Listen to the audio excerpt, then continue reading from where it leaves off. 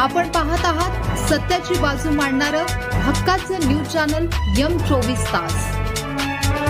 आरगमध्ये काळजाचा थरका पुडवणारी घटना। शेतात औषध फवारणी करताना विजेचा धक्का लागून मामा भाच्याचा जागीच मृत्यू। परिसरात शोककळा।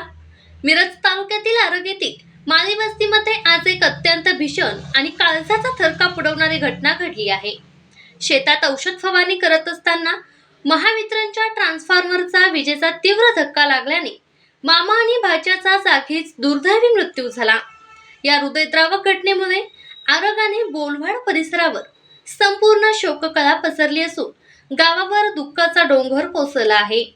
विशाल पांडुरंग माळी वय 26 राहणार आडवा रस्ता बोलवाड आणि अथर्व रवींद्र माळी वय 15 राहणार आरग अशी विजेचा धक्का लागून मृत्यू झालेल्या मामा भाच्याची नावे आहेत।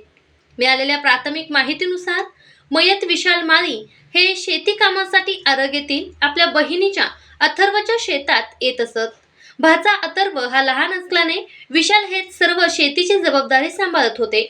नेहमीप्रमाणे आज दोघेही वांग्याच्या शेतामध्ये औषध फवारणीचे काम करत होते। या वांग्याच्या शेताच्या अगदी शेजारीच महावितरणचा ट्रान्सफॉर्मर डीपी आहे। औषध फवारणी करत असताना अचानक या ट्रान्सफॉर्मरमधून विजेचा तीव्र करंट उतरला आणि त्याचा जोरदार झटका या दोघांना लागला।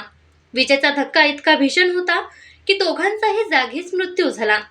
निसर्गाच्या कुशीत कष्टाने शेती करणाऱ्या या मामा भाच्यावर नियतीने असा घाला घातल्याने आरग आणि बोलवाड गावातील नागरिक सुन्न झाले आहेत।